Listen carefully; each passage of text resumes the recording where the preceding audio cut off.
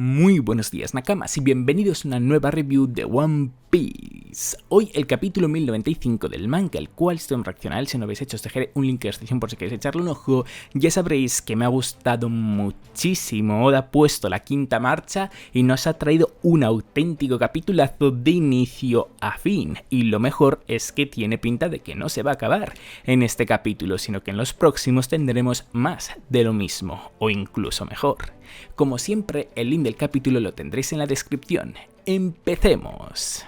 El capítulo titulado Un mundo en el que es mejor estar muerto comienza como la continuación exacta del final del pasado capítulo, es decir, con todos los marines de un rango menor a contraalmirante huyendo del centro de Heath por recomendación de la propia marina al San Saturn haber desembarcado justo ahí, y con el resto de los marines que se encuentran cerca del miembro del Gorosei preparándose para atacar a Bonney tras esta haber apuñalado al enorme monstruo que es Saturn, quien muy enfadado primero llama insectos a sus subordinados y segundo, mientras sus ojos se ponen en el mismo estado que en el anterior capítulo justo antes de reventarle la cabeza a un marine, les dice que si hubiese tenido miedo a la espada de Bonney la hubiese esquivado, para acabar golpeando la cabeza de la supernova efectivamente de la misma manera que al marine random del anterior capítulo, destino que rápidamente también comparte Sanji al intentar ir a salvar a la hija de Kuma, con la diferencia, eso sí, de estos dos aguantar mejor el ataque, aunque tampoco perfectamente precisamente.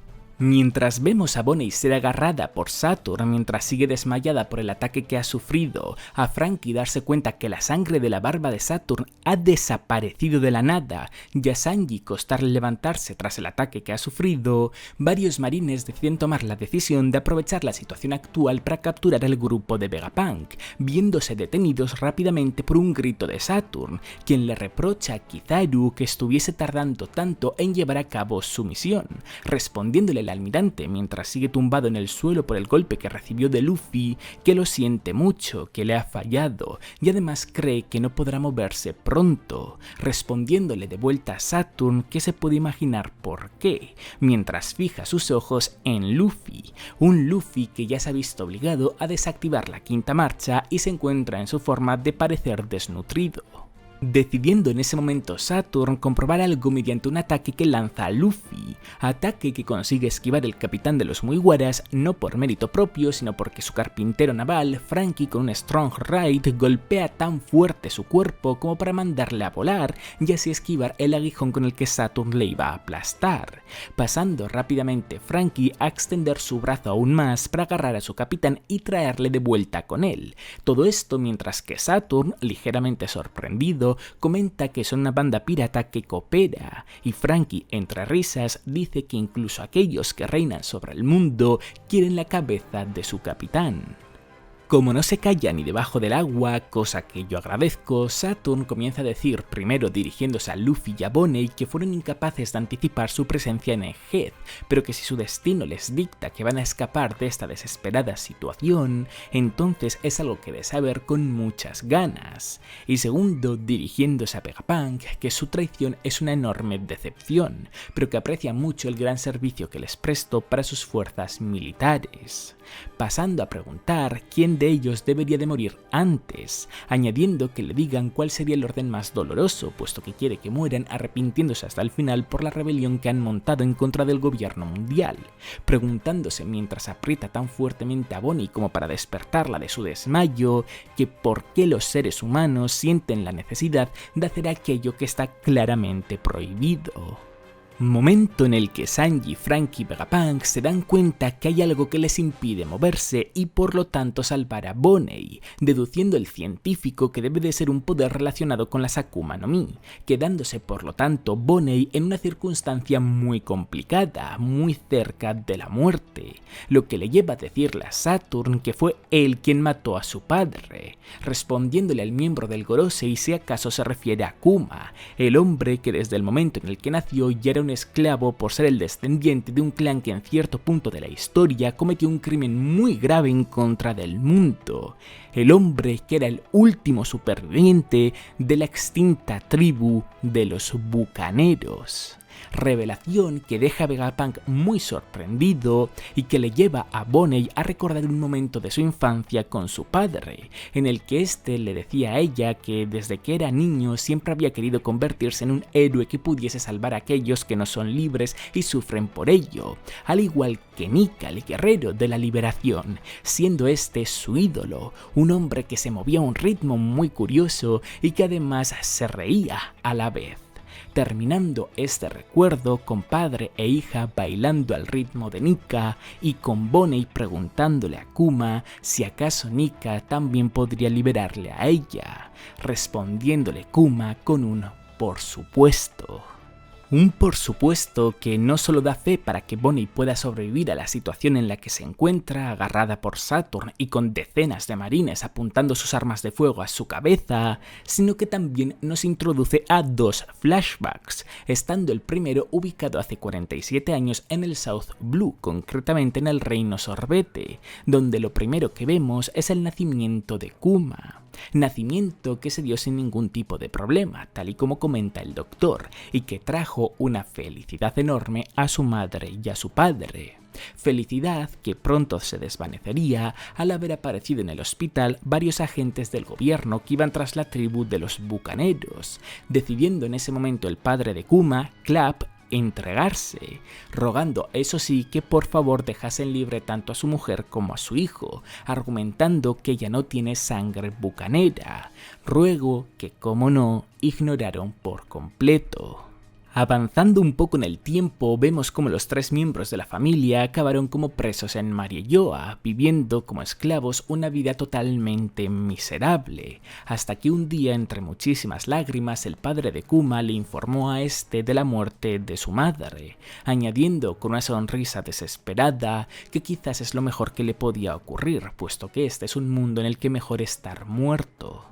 Noticia que derrumbó a Kuma, tanto como para él también desear morir, siendo lo único que le podía consolar en el día a día las historias de Nika que su padre le contaba, historias que se transmiten de generación en generación entre los bucaneros, y que cada vez que las contaba terminaba prometiéndole a Kuma que algún día el guerrero de la liberación aparecería, que con su tan característica risa, sonrisa y ritmo haría que todo el mundo comenzase a reír, logrando a su vez liberarles a todos, incluyéndole, por supuesto. Terminando este desolador flashback con otro evento muy doloroso, con el padre de Kuma siendo asesinado por un tenrubito mientras le hablaba a Kuma sobre Nika. Llegando a la recta final del capítulo es como entramos en el segundo flashback, estando este ubicado hace 38 años en cierta isla del West Blue, donde lo primero que vemos es a un tenrubito dirigirse a muchos otros diciéndoles que han esperado 3 largos años, pero ya ha llegado la época en la que pueden celebrar su gran deporte, la competición de caza de nativos, añadiendo que en esta ocasión han decidido celebrarla en una tierra no afiliada al gobierno mundial, en Goth Valley, terminando por comentar que este lugar, que tiene la audacia de llamarse a sí mismo el Valle de Dios, posee muchos recursos naturales, por lo tanto no solo será el lugar en el que harán su caza de nativos, sino que también la reclamarán como propiedad del gobierno mundial. Momento en el que el rey de Goth Valley aparece diciéndoles que están locos, que cómo es posible que tengan la intención de matar a los suyos por un mero juego, frase que nada más terminar de decir viene acompañada de su muerte a manos de un joven San Figarland Garling, a quien el organizador del juego penaliza con menos 10.000 puntos por haberse adelantado al inicio del juego, comentando este caballero divino que el hándicap que le han puesto harán de la competición algo más justo, al verse como el claro favorito para ganar, actitud que enamora a otras tenrubitos y que admiran otros tenrubitos. Terminando esta parte del flashback, el organizador comenta que además de los nativos, ellos mismos han llevado una selección de criminales y esclavos problemáticos para cazar en la isla. Y hablando de esclavos, Oda nos mueve con Saturn, a quien un miembro del Cyberpol informa que han atrapado al niño que estaba escapando, al chico bucanero, pasando en ese instante a ver a Kuma ser arrastrado por el suelo por otros esclavos mientras le reprochan que si huye les matarán a ellos. Y apareciendo una niña esclava llamada Jinei y un joven esclavo de 15 años llamado Emporio Ivankov, ambos parece que teniendo la intención de ayudar a Kuma, es como acaba este tan increíble capítulo. Cómo nos gusta a los fans de One Piece que Oda lo relaciona todo, Qué guapo ha sido ver a Ivankov apareciendo en esta recta final del capítulo para así averiguar cómo Kuma e Ivankov se conocieron por primera vez, siendo de hecho quizás los miembros del ejército revolucionario que antes se conocieron. Habrá que ver qué es lo que pasa con Dragon, si quizás también le tenemos en este flashback que nos ha introducido Oda o si se lo guardan más tarde para el propio flashback que asumo que Dragon en algún momento tendrá. Pero bueno, también hay otra cosa realmente interesante con respecto a esta recta final del capítulo, y es que junto a Ivankov aparece Jinei, y ya ayer durante la reacción comenté que me resultaba muy familiar, pero no caía a quien me recordaba, y bueno, tras leer los comentarios, creo que es bastante evidente que Jinei es la madre de Bonney, ya no solo por el parecido físico que tienen, sino porque al fin y al cabo su nombre es prácticamente un calco el uno del otro, únicamente se diferencia en una sílaba. Además que este flashback es de Kuma, es decir, asumimos que es una persona importante relacionada con el ex Shichibukai, y a su vez este flashback ha sido un poco introducido a través de Bonney, así que encajaría que también fuese una persona importante relacionada con la supernova. Por lo tanto, tiene toda la pinta del mundo de que efectivamente Jinei es la madre de Bonney. Y por cierto, a raíz de todo este capítulo también me ha entrado la duda de si Kuma de verdad es el padre biológico de Bonney, porque al fin y al cabo se nos ha revelado que pertenece a la tribu, al clan, a la raza, como queréis llamarlo, de los bucaneros, y Bonney no tiene pinta de pertenecer a ella. De hecho, de la manera en la que nos han descrito o nos han hablado a Kuma a lo largo de este capítulo, es que él era el último superviviente de dicha tribu, y si el Gorosei, el gobierno mundial, no está detrás de Bonney, asumo que es porque ella no es una bucanera, así que aquí entiendo que hay dos posibilidades. La primera es que no sea hija biológica de Kuma, sino que sea hija de Jinei y otro tío, y que quizás sus padres originales biológicos de Bonney muriesen y Kuma se encargase de Bonney y por eso tomó el rol de su padre, o que la sangre se haya diluido tanto que Bonney no haya obtenido las propiedades que te hace ser de la tribu de los bucaneros y por eso no la consideran como tal. Pero vaya, que igualmente todo este tema de los bucaneros es muy, pero que muy interesante. Por cierto, en relación a los bucaneros, uno de vosotros me pidió en los comentarios de la reacción de ayer que hablase o que hable acerca de la posibilidad de que Shirohige fuese un bucanero, y la verdad es que me parece un tema realmente interesante, porque al fin y al cabo cumple las características de ser más grande que un humano normal, pero sin llegar al tamaño de un gigante, y de ser considerablemente fuerte, las dos únicas características que de momento conocemos que parecen cumplir los bucaneros. Pero es que lo más curioso de todo esto es que se nos habla acerca de cómo Kuma es el único, o fue el único superviviente, el último superviviente, mejor dicho, de los bucaneros. Pero claro, ¿cuándo se decidió matar a Kuma? ¿Cuándo se decidió que perdiese su conciencia? Pues precisamente justo después de todo lo que ocurrió en Marineford. ¿Y qué es lo que pasó en Marineford? La muerte de Shirohige. Es decir, técnicamente esta teoría podría llegar a ser válida porque Kuma hubiese seguido siendo el último superviviente de los bucaneros después de Shirohige haberse muerto, y cabe la posibilidad de que no quisiesen, entre comillas, matar a Kuma antes por si acaso, por si creían que no existía la posibilidad de detener a Shirohige y tener por lo tanto en su bando a alguien de los suyos para investigarle completamente y para usarlo como arma para hacer frente a este Yonko. En cambio, cuando pudieron acabar con su vida, aunque no el gobierno mundial, precisamente es cuando decidieron acabar también con la vida de Kuma. No sé, es una teoría que me parece bastante guapa y que, a no ser que se me esté escapando algo, me parece que encaja muy bien. Otro de los temas que quiero hablar en relación al capítulo es algo de lo que hemos visto en la primera parte de concretamente que hemos averiguado en la conversación que estaban teniendo Saturn y Kizaru, concretamente cuando Kizaru se ha disculpado por no ser capaz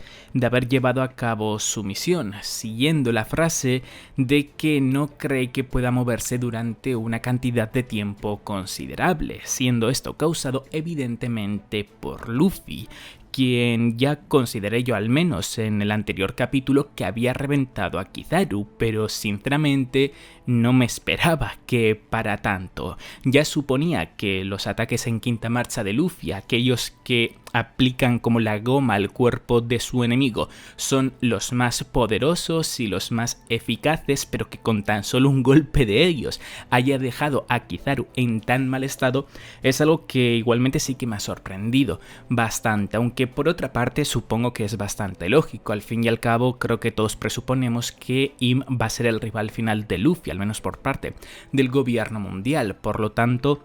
una vez Luffy esté usando la quinta marcha en todo su esplendor, debería de estar muy por encima de los almirantes, así que sea casi capaz de one-shotear a un almirante con esa técnica en concreto de la quinta marcha, creo que es algo comprensible. Hablando acerca de los enemigos de Luffy, al menos por parte del gobierno mundial, toca hablar un poco acerca de los miembros del Gorosei, y es que en este capítulo, concretamente en la parte del flashback de God Valley de hace 38 años, hemos visto a un muy joven San Figarland Garling, como tiene sentido, al fin y al cabo han pasado 38 años. Pero por otra parte, en este mismo flashback de hace 38 años, hemos visto a Saturn, y Saturn tiene exactamente la misma apariencia que tiene hoy en día. Por lo tanto, supongo que es otro indicador más para creer que efectivamente tanto todos los miembros del Gorosei como Im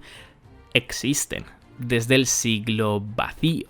Pero eso no es lo único interesante de la parte del flashback de God Valley. De hecho, en la primera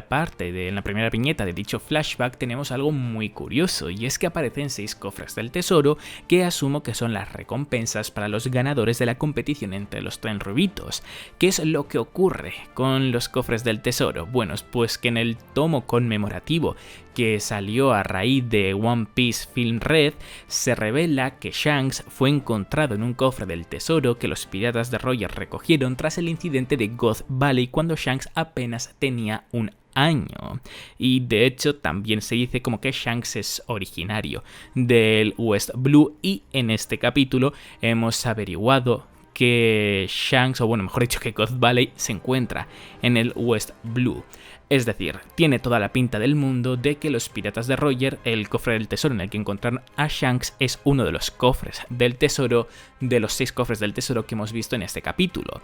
Pero claro,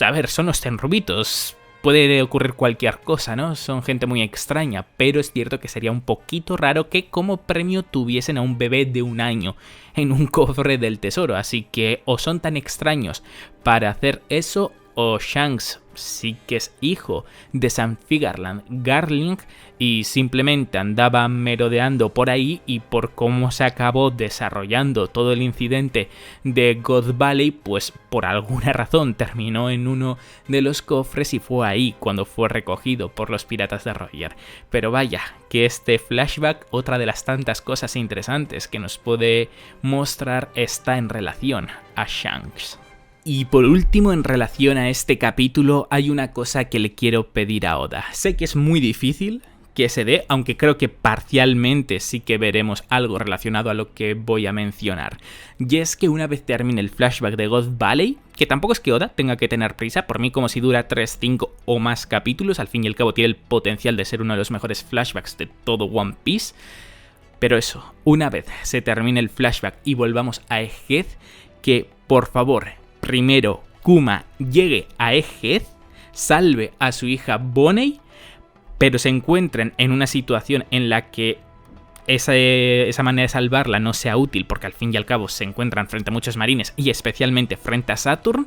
vuelvan a estar a punto de morir y sea ahí cuando Luffy vuelva a activar la quinta marcha y transformado en Nika nos muestre cosas nuevas, tal y como hizo en la batalla contra Kaido, cosas increíbles y que por supuesto salve a Kuma y a Bonney metiéndole una paliza a Saturn. Si eso ocurre, que vuelvo a repetir, que es muy, pero que muy complicado, aunque parcialmente algo de eso creo que sí que debería de ocurrir, para mí al menos,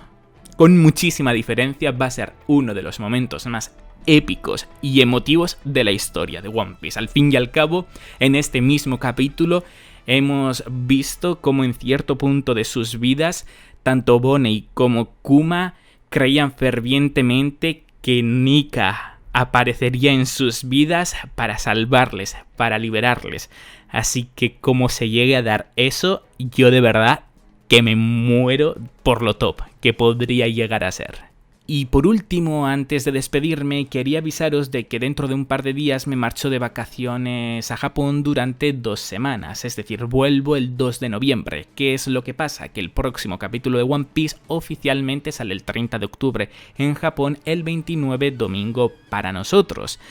Pero claro, el capítulo en Japón sale a las 12 de la noche y yo al estar en Japón, al estar además en un hotel, grabar a esas horas supongo que me resultará un poco complicado por no querer molestar al resto de las personas que se encuentran en el hotel. Así que quizás tarde un poquito más de lo normal en subir la reacción y en lugar de subirla el domingo la suba el lunes. Y con la review pasará más de lo mismo, no la podré subir el lunes o el martes y supongo que la subiré algunos días más tarde, ya sea el jueves, que es cuando vuelvo, o ya sea el viernes por tener algo de tiempo para trabajar en ella. Pues hasta aquí el vídeo, Nakamas. Como siempre agradeceré muchísimo que le deis un buen me gusta, que apoyéis a tope el vídeo si os ha gustado. Recordad que en la descripción tenéis tanto mi Twitter en el que os informo al instante de cuándo sean los capítulos del manga en español y en inglés de manera oficial, como los twitters y los devianas de quienes colorean las imágenes del manga para que vosotros también podáis tenerlas. Y ya por último agradeceré muchísimo que os suscribieseis para muchos más vídeos de One Piece. ¡Hasta la próxima!